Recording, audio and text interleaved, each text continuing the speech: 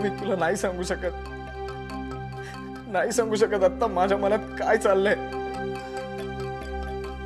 अरे राकेश पुढे बघ। मम्मा तरी सुद्धा तू मलाच दोष देणारस का ग? अजूनही तुला वाटतं की यात माझी चूक आहे?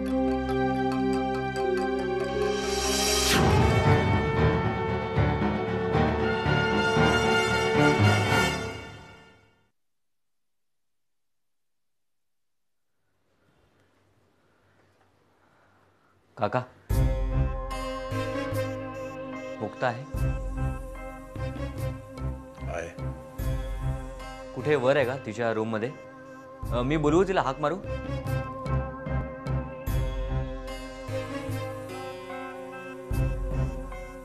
हाक मारून बघ, पण ती येणार नाही, तुझा मूड ठीक नाही।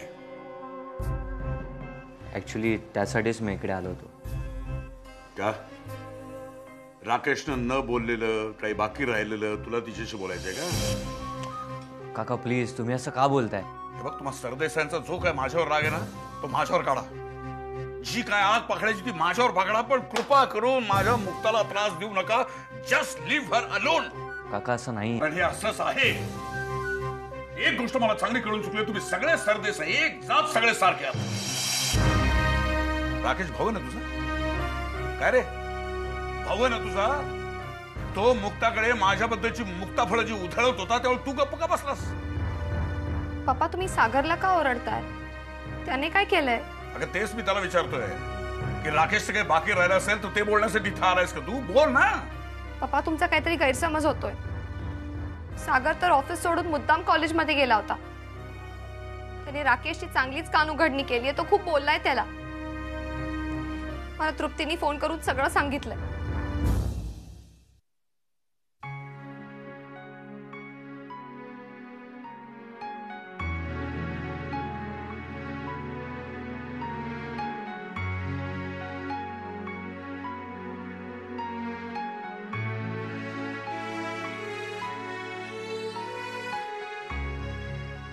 काका मला माहिती आहे, तुम्ही तुमचा राग राकेश ऐवजी माझ्यावर काढला, पण आता राकेश ऐवजी मी तुमची माफी मागतो।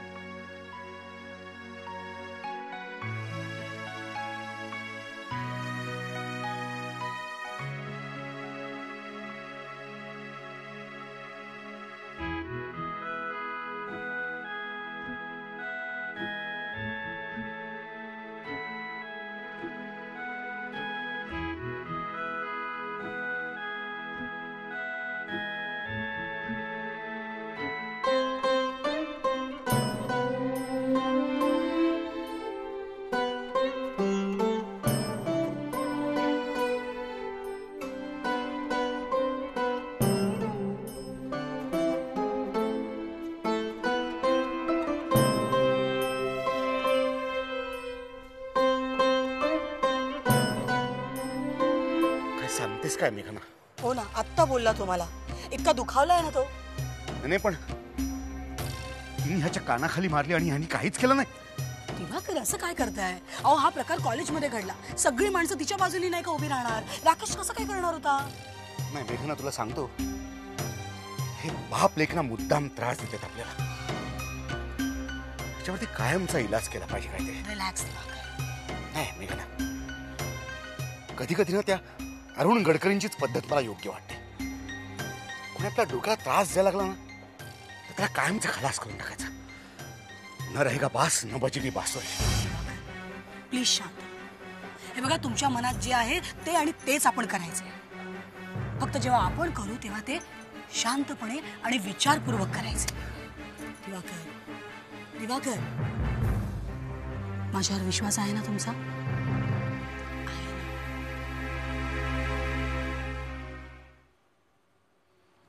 सागर, आय एम सॉरी।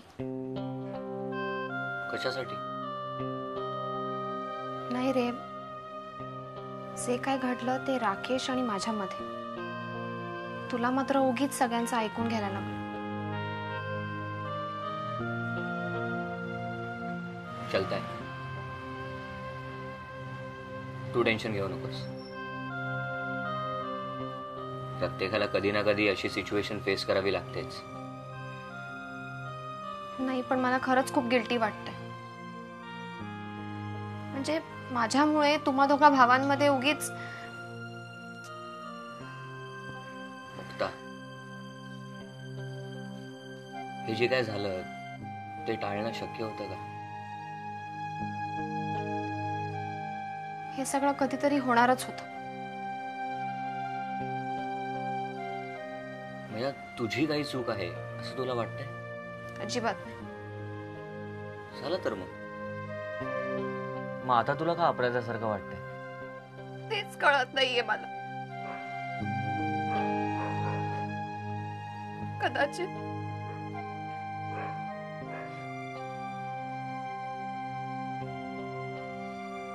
कदाचित काय?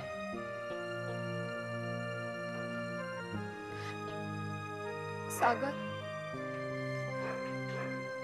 मी हे कोणापाशीच बोलू शकत नाही.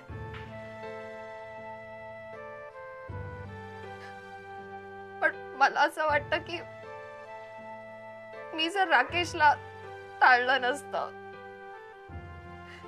त्याला असं दुखावलं नसतं, तर तो नक्कीच माझ्याशी असा वागला नसता.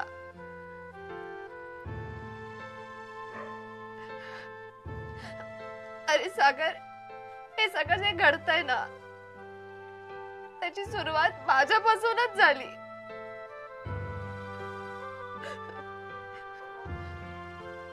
पण मी ही अशी का वागले याचं कारण मी नाही सांगू शकत, कोणालाच नाही.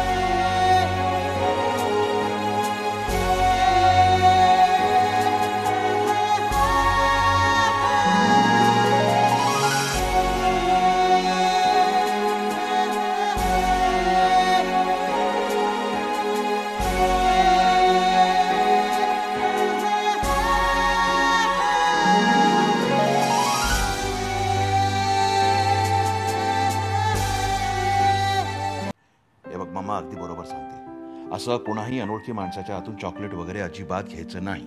तुम्ही म्हणताय ते सुद्धा बरोबरच आहे, हा. पण मी तरी असं कोणी अनोळखी माणसाकडून चॉकलेट घेईन का? अच्छा, मग हा तुझा कोण फ्रेंड आहे त्याचं नाव सांग मला. फ्रेंड? बघ, नाव पण माहित नाही. फ्रेंड? त्याने तर त्याचं एवढंच नाव सांगितलं मला. मी तेच म्हणतोय. पण त्याने त्याचा मोबाईल नंबर दिलाय मला. अच्छा, दे मला ते, मी फोन करतो. मी घेऊन आले. ये घेऊन ये.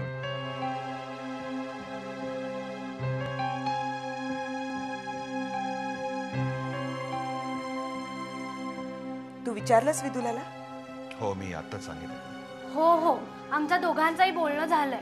ओके, आणि आता मी पुन्हा असं नाही करणार. कोणाकडूनही चॉकलेट वगैरे नाही घेणार. Good girl. उपकार झाले माझ्यावर. हा, चला आता जेवायला, पानं वाढली आहेत.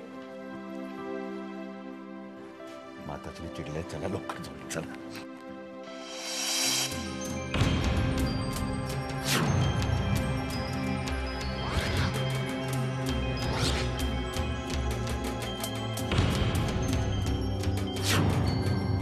साहेब भिजू नका, आजारी पडाली ते. हा बेस.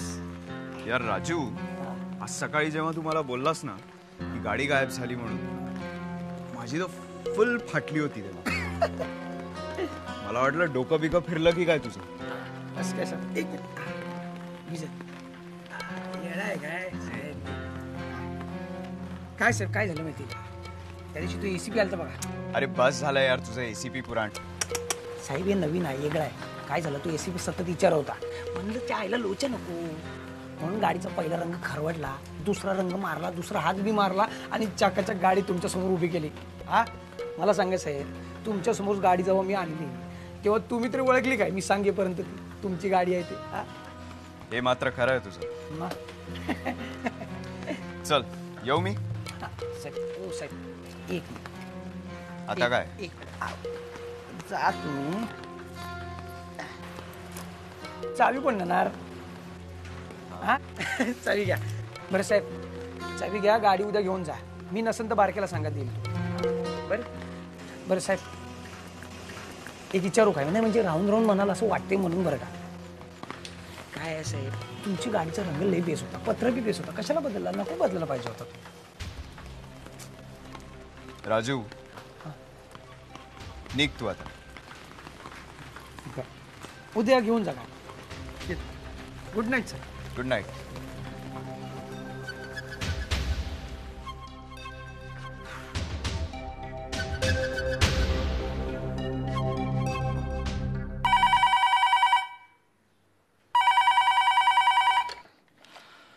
हॅलो, दिवाकर सरदेसाई बोलतो. का फोन केला? हाऊस नाही मला तुमच्याशी फोन करून बोलण्याची.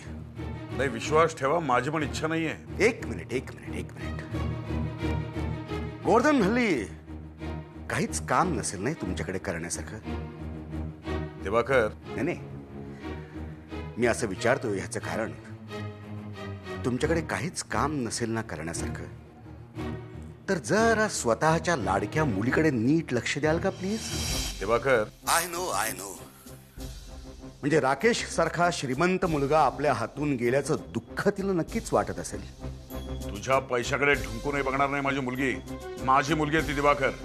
गोवर्धन, आपली लाडकी मुलगी एका श्रीमंत घरात सून म्हणून गेली नाही याचा असा सूड गोळणार तुम्ही? तोंड सांभाळून बोल दिवाकर, रस्त्यावर आलो नाही आम्ही. याल रस्त्यावरती तुम्ही. गोवर्धन, जर काही असेच घाणेरडे खेळ करत राहिलात ना तर रस्त्यावरती याल तुम्ही आणि मी आणेन तुम्हाला. दिवाकर, गोवर्धन, तुम्हाला पैशाचा काही प्रॉब्लेम आहे का? माझ्याकडे मागा ना तुम्ही, कमॉन. पण स्वतःच्या मुलीचा असा वापर करून जर का तुम्ही, आज मला वाटतं आपल्या नात्यातल्या सगळ्या मर्यादा तुम्ही ओलांडल्या दिवाकर. मी माझ्या बोलण्याची हिंमत कशी झाली तुझी? Govardhan, shut up. आता मी काय बोलतो ते ऐक. आजवर मी कधी जास्त पैसे कमावले नाही, तसा विचारही कधी आयुष्यात केला नाही. मी जो काही कमावलो तो प्रामाणिकपणे आणि स्वतःच्या कष्टाचा पैसा. आज दिवाकर शपथ घेऊन सांगतो, त्याच पैशाच्या जोरावर जर नाही तुला तुझी लायकी दाखवून दिली ना तर नावाचं गोवर्धन नाही मी.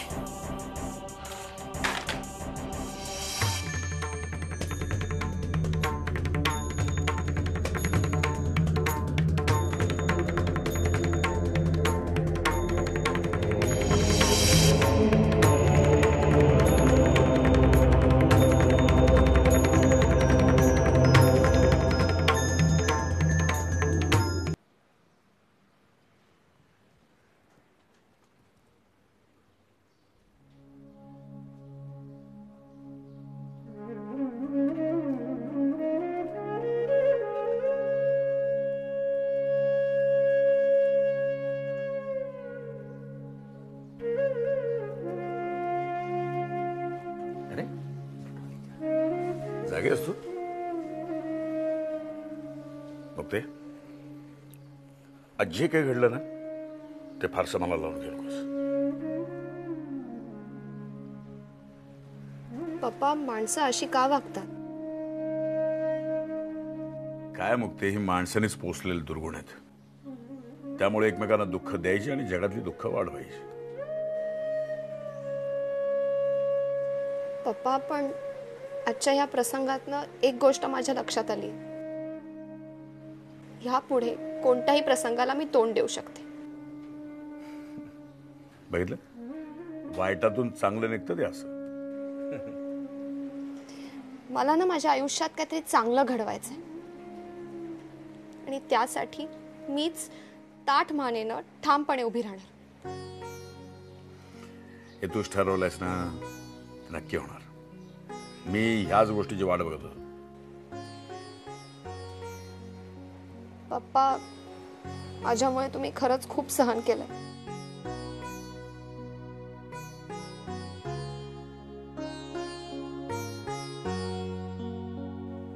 खरं तर वडिलांचे आभार कधी मानायचे नसतात, पण मला तुम्हाला सांगावंसं वाटतं, तुम्ही खरंच जगातले खूप चांगले आणि प्रेमळ पप्पा आहात. आणि यासाठी मी देवाची खूप आभारी आहे.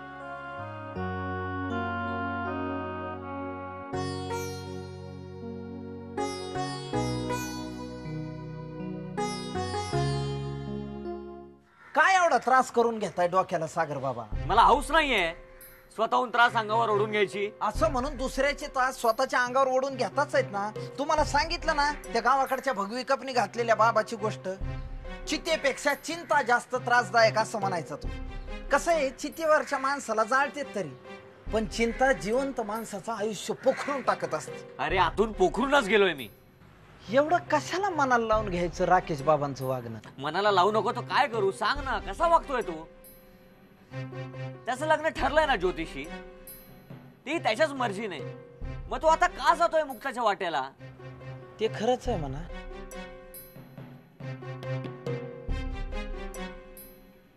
हा दिवस तिने काय कमी सोचलाय आयुष्यात?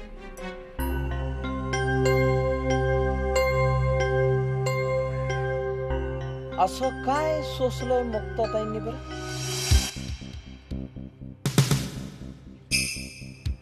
नाही म्हणजे बघ ना, गोवर्धन काकांकडेही काम नाहीये आणि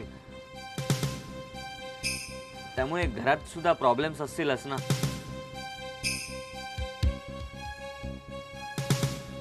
हे एवढंच ना? का मग आणखी काय वाटलं तुला?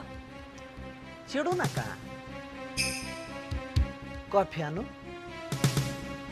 आणतो.